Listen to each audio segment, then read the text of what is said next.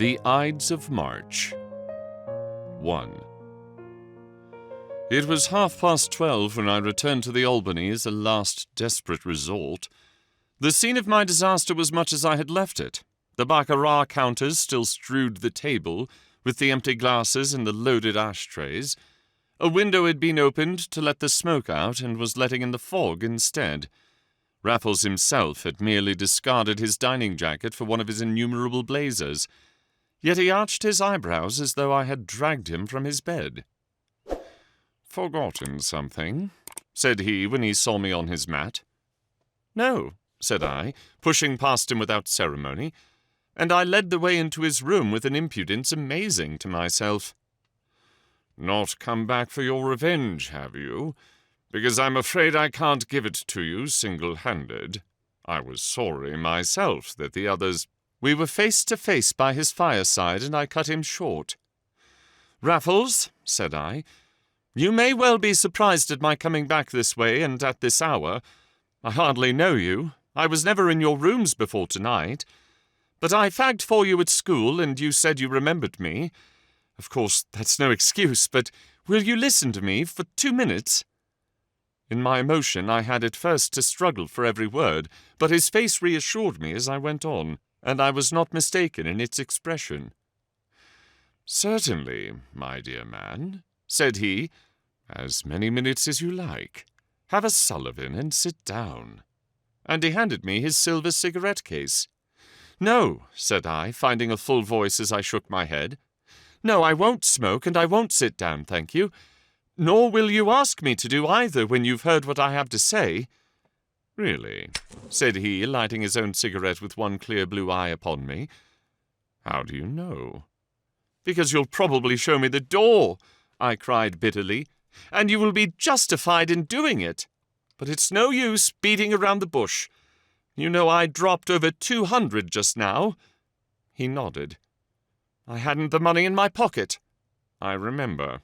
"But I had my checkbook, and I wrote each of you a check at that desk." "Well?" "Not one of them was worth the paper it was written on, Raffles. I am overdrawn already at my bank." "Surely only for the moment." "No, I have spent everything." "But somebody told me you were so well off. I heard you had come in for money." "So I did, 3 years ago. It has been my curse. Now it's all gone, every penny. Yes, I've been a fool. There never was nor will be such a fool as I've been. Isn't this enough for you? Why don't you turn me out?" He was walking up and down with a very long face instead. "Couldn't your people do anything?" he asked at length. "Thank God!" I cried. "I have no people. I was an only child. I came in for everything there was. My one comfort is that they're gone and will never know." I cast myself into a chair and hid my face. Raffles continued to pace the rich carpet that was apiece with everything else in his rooms. There was no variation in his soft and even footfalls. "You used to be a literary little cuss," he said at length. "Didn't you edit the mag before you left? Anyway, I recollect fagging you to do my verses, and literature of all sorts is the very thing nowadays. Any fool can make a living at it." I shook my head. "Any fool couldn't write off my debts," said I. "Then you have a flat somewhere?" he went on. "Yes, in Mount Street." "Well, what about the furniture?" I laughed aloud in my misery. "There's been a bill of sale on every stick for months." And at that Raffles stood, with raised eyebrows and stern eyes that I could meet the better now that he knew the worst. Then, with a shrug, he resumed his walk, and for some minutes neither of us spoke. But in his handsome, unmoved face, I read my fate and death warrant, and with every breath I cursed my folly and my cowardice in coming to him at all. Because he had been kind to me at school when he was captain of the 11 and I his fag, I had dared to look for kindness from him now. Because I was ruined, and he rich enough to play cricket all the summer and do nothing for the rest of the year, I had fatuously counted on his mercy, his sympathy, his help. Yes, I had relied on him in my heart, for all my outward diffidence and humility. And I was rightly served. There was as little of mercy as of sympathy in that curling nostril, that rigid jaw, that blue cold eye which never glanced my way. I caught up my hat. I blundered to my feet. I would have gone without a word, but Raffles stood between me and the door. "Where are you going?" said he. "That's my business," I replied. "I won't trouble you any more." "Then how am I to help you?" "I didn't ask your help." "Then why come to me?" "Why, indeed," I echoed. "Will you let me pass?" "Not until you tell me where you are going and what you mean to do." "Can't you guess?" I cried, and for many seconds we stood staring in each other's eyes. "Have you got the pluck?" said he, breaking the spell in a tone so cynical that it brought my last drop of blood to the boil. "You shall see," said I, as I stepped back and whipped the pistol from my overcoat pocket. "Now, will you let me pass, or shall I do it here?" The barrel touched my temple, and my thumb the trigger. Mad with excitement as I was, ruined, dishonored, and now finally determined to make an end of my misspent life, my only surprise to this day is that I did not do so then and there. The despicable satisfaction of involving another in one's destruction added its miserable appeal to my baser egoism, and had fear or horror flown to my companion's face, I shudder to think I might have died diabolically happy with that look for my last impious consolation. It was the look that came instead which held my hand. Neither fear nor horror were in it, only wonder, admiration, and such a measure of pleased expectancy as caused me after all to pocket my revolver with an oath. "You devil," I said. "I believe you wanted me to do it." "Not quite," was the reply, made with a little start and a change of colour that came too late. "To tell you the truth, though, I half thought you meant it, and I was never more fascinated in my life. I never dreamt you had such stuff in you, Bunny. No, I'm hanged if I let you go now, and you'd better not try that game again, for you won't catch me stand and look on a second time. We must think of some way out of the mess. I had no idea you were a chap of that sort. There, let me have the gun." One of his hands fell kindly on my shoulder, while the other slipped into my overcoat pocket, and I suffered him to deprive me of my weapon without a murmur. Nor was this simply because Raffles had the subtle power of making himself irresistible at will. He was beyond comparison the most masterful man whom I have ever known. Yet my acquiescence was due to more than the mere subjection of the weaker nature to the stronger. The forlorn hope which had brought me to the Albany was turned as if by magic into an almost staggering sense of safety. Raffles would help me after all. A.J. Raffles would be my friend. It was as though all the world had come round suddenly to my side. So far, therefore, from resisting his action, I caught and clasped his hand with a fervour as uncontrollable as the frenzy which had preceded it. "God bless you!" I cried. "Forgive me for everything. I will tell you the truth. I did think you might help me in my extremity, though I well knew that I had no claim upon you. Still, for the old school's sake, the sake of old times, I thought you might give me another chance. If you wouldn't, I meant to blow out my brains, and will still if you change your mind." In truth, I feared that it was changing with his expression even as I spoke, and in spite of his kindly tone and kindlier use of my old school nickname, his next words showed me my mistake. "What a boy it is for jumping to conclusions. I have my vices, Bunny, but backing and filling is not one of them. Sit down, my good fellow, and have a cigarette to soothe your nerves. I insist. Whiskey, the worst thing for you. Here's some coffee that I was brewing when you came in. Now, listen to me. You speak of another chance. What do you mean? Another chance at baccarat? Not if I know it. You think the luck must turn? Suppose it didn't. We should only have made bad worse. No, my dear chap, you've plunged enough. Do you put yourself in my hands, or do you not? Very well, then you plunge no more, and I undertake not to present my cheque. Unfortunately, there are the other men, and still more unfortunately, Bunny, I'm as hard up at this moment as you are yourself. It was my turn to stare at Raffles. "You?" I vociferated.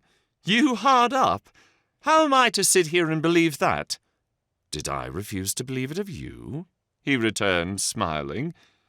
"And, with your own experience, do you think that because a fellow has rooms in this place and belongs to a club or two, and plays a little cricket, he must necessarily have a balance at the bank? I tell you, my dear man, that at this moment I'm as hard up as you ever were. I have nothing but my wits to live on, absolutely nothing else. It was as necessary for me to win some money this evening as it was for you. We're in the same boat, Bunny. We'd better pull together." "Together?" I jumped at it. "I'll do anything in this world for you, Raffles," I said, "if you really mean that you won't give me away. Think of anything you like, and I'll do it. I was a desperate man when I came here, and I'm just as desperate now. I don't mind what I do if only I can get out of this without a scandal." Again I see him leaning back in one of the luxurious chairs with which his room was furnished. I see his indolent athletic figure, his pale, sharp, clean-shaven features, his curly black hair, his strong, unscrupulous mouth. And again I feel the clear beam of his wonderful eye, cold and luminous as a star, shining into my brain, sifting the very secrets of my heart. "I wonder if you mean all that," he said at length. "You do in your present mood, but who can back his mood to last? Still, there's hope when a chap takes that tone. Now I think of it, too, you were a plucky little devil at school. You once did me a rather good turn, I recollect. Remember it, Bunny? Well, wait a bit, and perhaps I'll be able to do you a better one. Give me time to think." He got up, lit a fresh cigarette, and fell to pacing the room once more, but with a slower and more thoughtful step, and for a much longer period than before. Twice he stopped at my chair as though on the point of speaking, but each time he checked himself and resumed his stride in silence.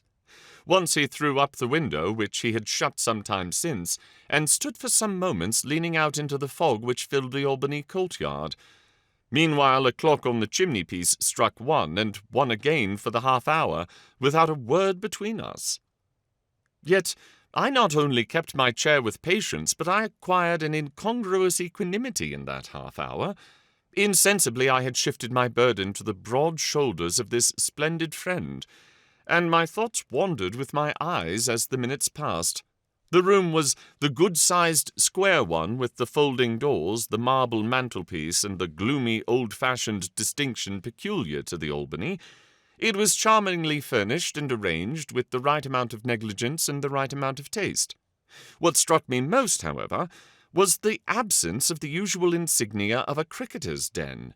Instead of the conventional rack of war-worn bats, a carved oak bookcase with every shelf in a litter filled the better part of one wall. And where I looked for cricketing groups, I found reproductions of such works as Love and Death and The Blessed Damozel, in dusty frames and different parallels. The man might have been a minor poet instead of an athlete of the first water, but there had always been a fine streak of aestheticism in his complex composition. Some of these very pictures I had myself dusted in his study at school, and they set me thinking of yet another of his many sides, and of the little incident to which he just referred. Everybody knows how largely the tone of a public school depends on that of the 11, and on the character of the captain of cricket in particular, and I have never heard it denied that in A.J. Raffles's time our tone was good, or that such influence as he troubled to exert was on the side of the angels. Yet it was whispered in the school that he was in the habit of parading the town at night in loud checks and a false beard. It was whispered and disbelieved.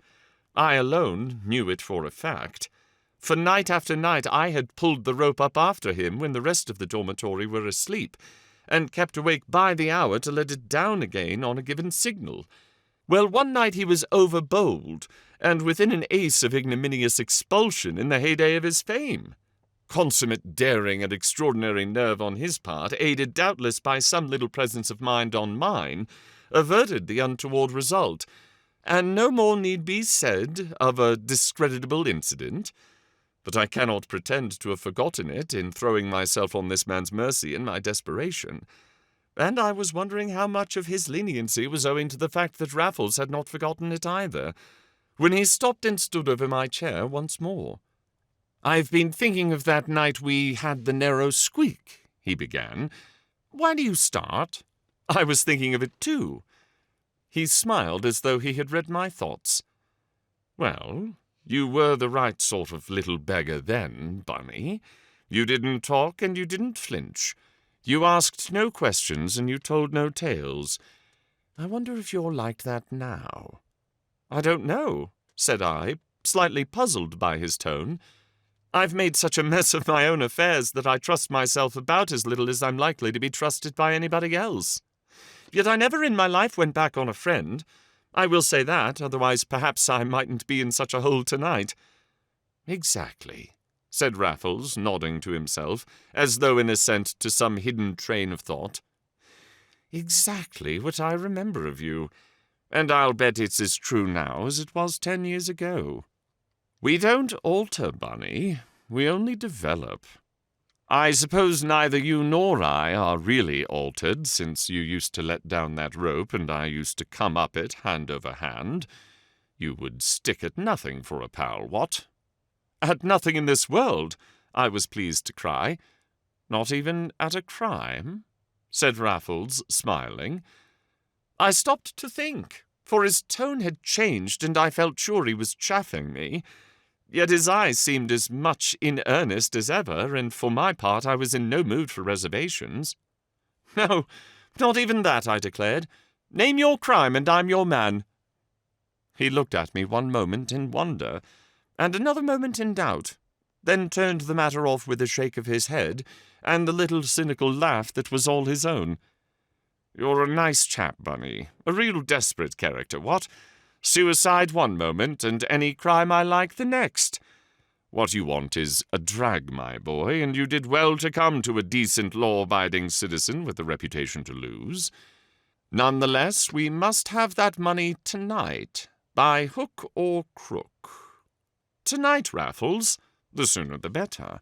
Every hour after 10 o'clock tomorrow morning is an hour of risk. Let one of those checks get round to your own bank, and you and it are dishonoured together. No, we must raise the wind tonight and reopen your account first thing tomorrow. And I rather think I know where the wind can be raised." "At 2 o'clock in the morning?" "Yes." "But how? But where at such an hour?" "From a friend of mine here in Bond Street." "He must be a very intimate friend." "Intimate's not the word. I have the run of his place and a latchkey all to myself." "You would knock him up at this hour of the night?" "If he's in bed." "And it's essential that I should go in with you?" "Absolutely." "Then I must. But I'm bound to say I don't like the idea, Raffles." "Do you prefer the alternative?" asked my companion with a sneer. "No, hang it, that's unfair," he cried apologetically in the same breath. "I quite understand it's a beastly ordeal, but it would never do for you to stay outside. I tell you what, you shall have a peg before we start, just one. There's the whiskey, here's a siphon, and I'll be putting on an overcoat while you help yourself." Well, I dare say I did so with some freedom, for this plan of his was not the less distasteful for me from its apparent inevitability. I must own, however, that it possessed fewer terrors before my glass was empty. Meanwhile, Raffles rejoined me with a covert coat over his blazer, and a soft felt hat set carelessly on the curly head he shook with a smile as I passed him the decanter. "When we come back," said he, "work first, play afterward. Do you see what day it is?" he added, tearing a leaflet from a Shakespearean calendar as I drained my glass. "March 15th. The Ides of March, the Ides of March, remember. Bunny, my boy? You won't forget them, will you?" And with a laugh he threw some coals on the fire before turning down the gas like a careful householder. So we went out together as the clock on the chimney-piece was striking 2. 2. Piccadilly was a trench of raw white fog, rimmed with blurred street lamps and lined with a thin coating of adhesive mud. We met no other wayfarers on the deserted flagstones, and were ourselves favoured with a very hard stare from the constable of the beat, who, however, touched his helmet on recognizing my companion. "You see, I'm known to the police," laughed Raffles as we passed on. "Poor devils. They've got to keep their weather eye open on a night like this. A fog may be a bore to you and me, Bunny, but it's a perfect godsend to the criminal classes, especially so late in their season. Here we are, though, and I'm hanged if the beggar isn't in bed and asleep after all." We had turned into Bond Street and had halted on the curb a few yards down on the right. Raffles was gazing up at some windows across the road, windows barely discernible through the mist, and without the glimmer of a light to throw them out. They were over a jeweller's shop, as I could see by the peephole in the shop door, and the bright light burning within, but the entire upper part, with the private street door next the shop, was black and blank as the sky itself. "Better give it up for tonight," I urged. "Surely the morning will be time enough." "Not a bit of it," said Raffles. "I have his key. We'll surprise him. Come along." And seizing my right arm, he hurried me across the road, opened the door with his latchkey, and in another moment had shut it swiftly but softly behind us. We stood together in the dark. Outside, a measured step was approaching. We had heard it through the fog as we crossed the street. Now, as it drew nearer, my companion's fingers tightened on my arm. "It may be the chap himself," he whispered. "He's the devil of a night-bird. Not a sound, Bunny. We'll startle the life out of him." Ah! The measured step had passed without a pause. Raffles drew a deep breath, and his singular grip of me slowly relaxed. "But still, not a sound," he continued in the same whisper. "We'll take a rise out of him wherever he is. Slip off your shoes and follow me." Well, you may wonder at my doing so, but you can never have met A.J. Raffles. Half his power lay in a conciliating trick of sinking the commander in the leader, and it was impossible not to follow one who led with such a zest. You might question, but you followed first. So now, when I heard him kick off his own shoes, I did the same, and was on the stairs at his heels before I realized what an extraordinary way this was of approaching a stranger for money in the dead of night. But obviously Raffles and he were on exceptional terms of intimacy, and I could not but infer that they were in the habit of playing practical jokes upon each other. We groped our way so slowly upstairs that I had time to make more than one note before we reached the top. The stair was uncarpeted. The spread fingers of my right hand encountered nothing on the damp wall. Those of my left trailed through a dust that could be felt on the banisters. An eerie sensation had been upon me since we entered the house. It increased with every step we climbed. What hermit were we going to startle in his cell? We came to a landing. The banisters led us to the left and to the left again. 4 steps more, and we were on another and a longer landing, and suddenly a match blazed from the black. I never heard it struck. Its flash was blinding. When my eyes became accustomed to the light, there was Raffles holding up the match with one hand and shading it with the other between bare boards, stripped walls, and the open doors of empty rooms. "Where have you brought me?" I cried. "The house is unoccupied." "Hush, wait," he whispered, and he led the way into one of the empty rooms. His match went out as we crossed the threshold, and he struck another without the slightest noise. Then he stood with his back to me, fumbling with something that I could not see. But when he threw the second match away, there was some other light in its stead, and a slight smell of oil. I stepped forward to look over his shoulder, but before I could do so, he had turned and flashed a tiny lantern in my face. "What's this?" I gasped. "What rotten trick are you going to play?" "It's played," he answered with his quiet laugh. "On me?" "I am afraid so, Bunny." "Is there no one in the house, then?" "No one but ourselves." "So it was mere chaff about your friend in Bond Street who could let us have that money?" "Not altogether. It's quite true that Danby is a friend of mine." "Danby?" "The jeweller underneath." "What do you mean?" I whispered, trembling like a leaf as his meaning dawned upon me. "Are we to get the money from the jeweller?" "Well, not exactly." What then? The equivalent. From his shop. There was no need for another question. I understood everything but my own density. He had given me 12 hints, and I had taken none. And there I stood staring at him in that empty room, and there he stood with his dark lantern laughing at me. "A burglar!" I gasped. You! I told you I lived by my wits. Why couldn't you tell me what you were going to do? Why couldn't you trust me? Why must you lie? I demanded, piqued to the quick for all my horror. I wanted to tell you, said he. I was on the point of telling you more than once. You may remember how I sounded you out about crime, though you have probably forgotten what you said yourself. I didn't think you meant it at the time, but I thought I'd put you to the test. Now I see you didn't, and I don't blame you. I only am to blame. Get out of it, my dear boy, as quick as you can. Leave it to me. You won't give me away, whatever else you do. Oh, his cleverness, his fiendish cleverness! Had he fallen back on threats, coercion, sneers, all might have been different even yet. But he set me free to leave him in the lurch. He would not blame me. He did not even bind me to secrecy. He trusted me. He knew my weakness and my strength, and was playing on both with his master's touch.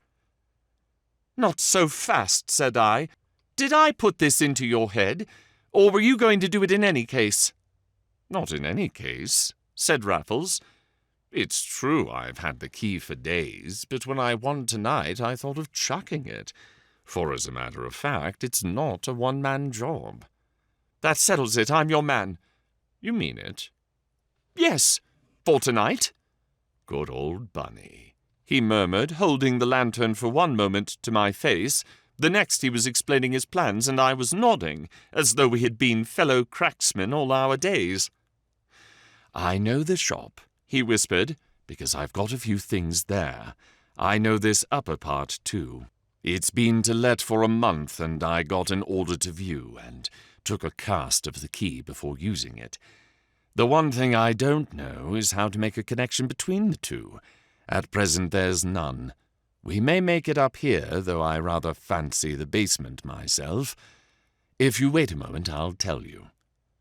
He set his lantern on the floor, crept to a back window, and opened it with scarcely a sound, only to return shaking his head after shutting the window with the same care. "That was our one chance," said he, "a back window above a back window. But it's too dark to see anything, and we daren't show an outside light. Come down after me to the basement, and remember, though there's not a soul on the premises, you can't make too little noise. There, listen to that." It was the measured tread that we had heard before on the flagstones outside. Raffles darkened his lantern, and again we stood motionless till it had passed. "Either a policeman," he muttered, "or a watchman that all these jewellers run between them. The watchman's the man for us to watch. He's simply paid to spot this kind of thing." We crept very gingerly down the stairs, which creaked a bit in spite of us, and we picked up our shoes in the passage, then down some narrow stone steps, at the foot of which Raffles showed his light, and put on his shoes once more, bidding me do the same in a rather louder tone than he had permitted himself to employ overhead. We were now considerably below the level of the street, in a small space with as many doors as it had sides. 3 were ajar, and we saw through them into empty cellars. But in the 4th a key was turned and a bolt drawn, and this one presently let us out into the bottom of a deep square well of fog. A similar door faced it across this area, and Raffles had the lantern close against it and was hiding the light with his body, when a short and sudden crash made my heart stand still. Next moment I saw the door wide open, and Raffles standing within and beckoning me with a jimmy. "Door number 1, he whispered. "Deuce knows how many more there will be, but I know of 2 at least. We won't have to make much noise over them either. Down here there's less risk." We were now at the bottom of the exact fellow to the narrow stone stair which we had just descended, the yard, or well, being the one part common to both the private and the business premises. But this flight led to no open passage. Instead, a singularly solid mahogany door confronted us at the top. "I thought so," muttered Raffles, handing me the lantern and pocketing a bunch of skeleton keys, after tampering for a few minutes with the lock. "It'll be an hour's work to get through that." "Can't you pick it?" "No. I know these locks. It's no use trying. We must cut it out, and it'll take us an hour." It took us 47 minutes by my watch, or rather it took Raffles, and never in my life have I seen anything more deliberately done. My part was simply to stand by with the dark lantern in one hand and a small bottle of rock oil in the other. Raffles had produced a pretty embroidered case, intended obviously for his razors, but filled instead with the tools of his secret trade, including the rock oil. From this case he selected a bit capable of drilling a hole an inch in diameter, and fitted it to a small but very strong steel brace. Then he took off his covert coat and his blazer, spread them neatly on the top step, knelt on them, turned up his shirt cuffs, and went to work with brace and bit near the keyhole. But first he oiled the bit to minimize the noise, and this he did invariably before beginning a fresh hole, and often in the middle of one. It took 32 separate borings to cut around that lock. I noticed that through the first circular orifice Raffles thrust a forefinger. Then, as the circle became an ever-lengthening oval, he got his hand through up to the thumb, and I heard him swear softly to himself. "I was afraid so." "What is it?" "An iron gate on the other side." "How on earth are we to get through that?" I asked in dismay. "Pick the lock. But there may be two. In that case there'll be top and bottom, and we shall have 2 fresh holes to make, as the door opens inwards. It won't open 2 inches as it is." I confess I did not feel sanguine about the lock-picking, seeing that one lock had baffled us already, and my disappointment and impatience must have been a revelation to me had I stopped to think. The truth is that I was entering into our nefarious undertaking with an involuntary zeal of which I was myself quite unconscious at the time. The romance and the peril of the whole proceeding held me spellbound and entranced. My moral sense and my sense of fear was stricken by a common paralysis, and there I stood shining my light and holding my file with a keener interest than I had ever brought to any honest avocation. And there knelt A.J. Raffles with his black hair tumbled, and the same watchful, quiet, determined half-smile with which I have seen him send down over after over in a county match.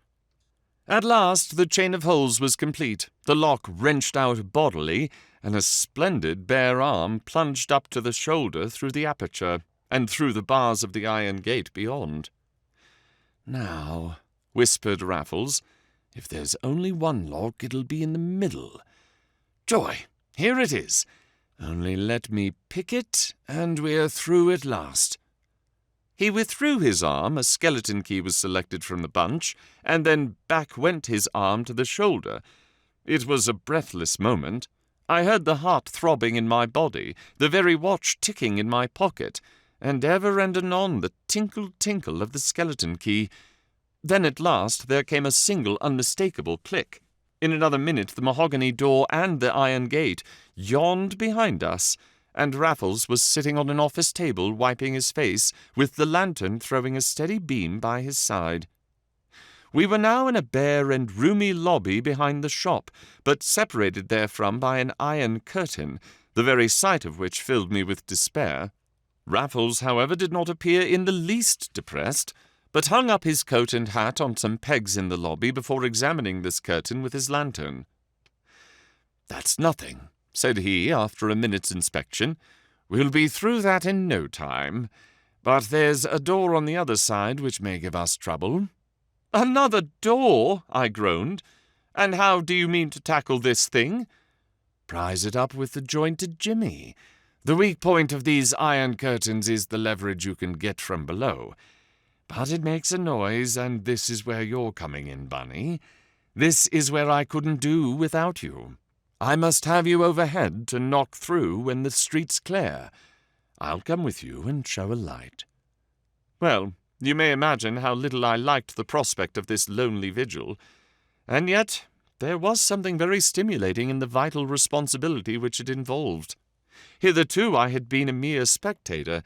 Now I was to take part in the game, and the fresh excitement made me more than ever insensible to those considerations of conscience and of safety which were already as dead nerves in my breast. So I took my post without a murmur in the front room above the shop. The fixtures had been left for the refusal of the incoming tenant, and fortunately for us they included Venetian blinds which were already down. It was the simplest matter in the world to stand peeping through the laths into the street, and beat twice with my foot when anybody was approaching, and once when all was clear again.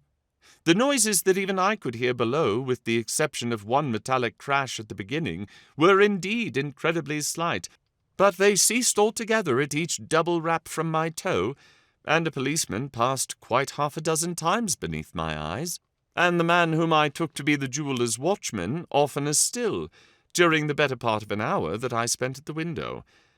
Once indeed my heart was in my mouth, but only once. It was when the watchman stopped and peered through the peephole into the lighted shop. I waited for his whistle, waited for the gallows or the jail, but my signals had been studiously obeyed, and the man passed on in undisturbed serenity.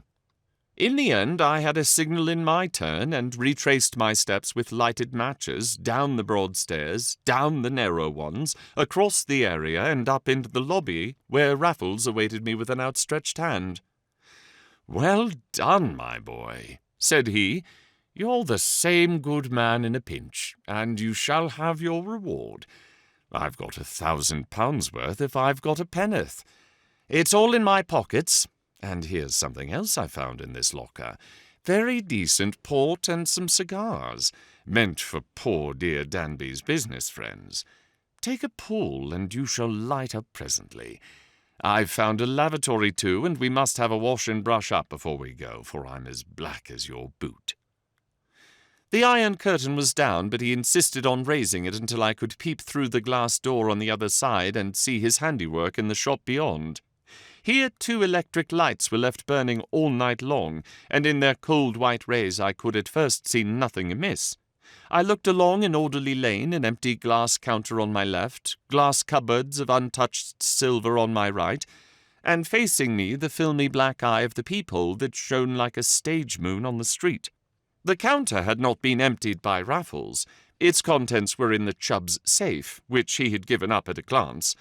Nor had he looked at the silver, except to choose a cigarette case for me. He had confined himself entirely to the shop window. This was in 3 compartments, each secured for the night by removable panels with separate locks. Raffles had removed them a few hours before their time, and the electric light shone on a corrugated shutter bare as the ribs of an empty carcass. Every article of value was gone from the one place which was invisible from the little window in the door.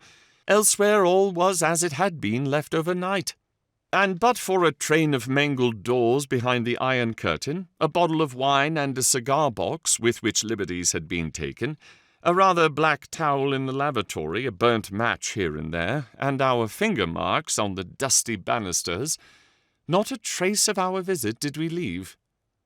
"Had it in my head for long?" said Raffles as we strolled through the streets towards dawn, for all the world as though we were returning from a dance. "No, Bunny, I never thought of it till I saw that upper part empty about a month ago, and bought a few things in the shop to get a lie of the land. That reminds me that I never paid for them. But by Jove, I will tomorrow, and if that isn't poetic justice, what is? One visit showed me the possibilities of the place, but a second convinced me of its impossibilities without a pal. So I had practically given up the idea, when you came along on the very night, and in the very plight for it. But here we are at the Albany, and I hope there's some fire left, for I don't know how you feel, Bunny, but for my part I'm as cold as Keats's owl." He could think of Keats on his way from a felony. He could hanker for his fireside like another. Floodgates were loosed within me, and the plain English of our adventure rushed over me as cold as ice. Raffles was a burglar. I had helped him to commit one burglary, therefore I was a burglar too. Yet I could stand and warm myself by his fire and watch him empty his pockets as though we had done nothing wonderful or wicked. My blood froze, my heart sickened, my brain whirled. How I had liked this villain, how I had admired him! Now my liking and admiration must turn to loathing and disgust. I waited for the change. I longed to feel it in my heart, but I longed and I waited in vain. I saw that he was emptying his pockets. The tables sparkled with their hoard, rings by the dozen, diamonds by the score, bracelets, pendants, aigrettes, necklaces, pearls, rubies, amethysts, sapphires and diamonds, always diamonds in everything, flashing bayonets of light, dazzling me, blinding me, making me disbelieve because I could no longer forget. Last of all came no gem indeed, but my own revolver from an inner pocket, and that struck a chord. I suppose I said something. My hand flew out. I can see Raffles now as he looked at me once more with a high arch over each clear eye. I can see him pick out the cartridges with his quiet, cynical smile before he would give me my pistol back again. "You mayn't believe it, Bunny," said he, "but I never carried a loaded one before. On the whole, I think it gives one confidence. Yet it would be very awkward if anything went wrong. One might use it, and that's not the game at all, though I have often thought that the murderer who has just done the trick must have great sensations before things get too hot for him. Don't look so distressed, my dear chap. I never had those sensations, and I don't suppose I ever shall." "But this much you have done before," I said hoarsely. "Before? My dear Bunny, you offend me. Did it look like a first attempt? Of course I have done it before." "Often?" "Well, no. Not often enough to destroy the charm, at all events. Never, as a matter of fact, unless I'm cursedly hard up. Did you hear about the Thimbleby diamonds? Well, that was the last time, and a poor lot of paste they were. Then there was the little business of the Dormer houseboat at Henley last year. That was mine also, such as it was. I've never brought off a really big coup yet. When I do, I shall chuck it up." "Yes, I remembered both cases very well. To think that he was their author! It was incredible, outrageous, inconceivable. Then my eyes would fall upon the table, twinkling and glittering in 100 places, and incredulity was at an end. "How came you to begin?" I asked, as curiosity overcame mere wonder, and a fascination for his career gradually wove itself into my fascination for the man. "Ah, that's a long story," said Raffles. "It was in the colonies when I was out there playing cricket. It's too long a story to tell you now, but I was in much the same fix that you were in tonight, and it was my only way out. I never meant it for anything more, but I'd tasted blood, and it was all over with me. Why should I work when I could steal? Why settle down to some humdrum, uncongenial billet, when excitement, romance, danger, and decent living were all going begging together? Of course, it's very wrong, but we can't all be moralists, and the distribution of wealth is very wrong to begin with. Besides, you're not at it all the time. I'm sick of quoting Gilbert's lines to myself, but they're profoundly true. I only wonder if you'd like the life as much as I do." "Like it?" I cried out. "Not I. It's no life for me. Once is enough." "You wouldn't give me a hand another time?" "Don't ask me, Raffles. Don't ask me, for God's sake." "Yet you said you would do anything for me. You asked me to name my crime. But I knew at the time you didn't mean it. You didn't go back on me tonight, and that ought to satisfy me, goodness knows. I suppose I'm ungrateful and unreasonable and all that. I ought to let it end at this. But you're the very man for me, Bunny. The very man. Just think how we got through tonight. Not a scratch, not a hitch. There's nothing very terrible in it, you see. There never would be while we worked together." He was standing in front of me with a hand on either shoulder. He was smiling as he knew so well how to smile. I turned on my heel, planted my elbows on the chimney-piece, and my burning head between my hands. Next instant, a still heartier hand had fallen on my back. "All right, my boy. You are quite right, and I'm worse than wrong. I'll never ask it again. Go if you want to, and come again about midday for the cash. There was no bargain, but, of course, I'll get you out of your scrape, especially after the way you've stood by me tonight." I was round again with my blood on fire. "I'll do it again," I said through my teeth. He shook his head. "Not you," he said, smiling quite good-humouredly on my insane enthusiasm. "I will," I cried with an oath. "I'll lend you a hand as often as you like.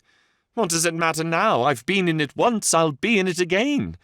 I've gone to the devil anyhow, I can't go back, and wouldn't if I could. Nothing matters another rap. When you want me, I'm your man." And that is how Raffles and I joined felonious forces on the Ides of March.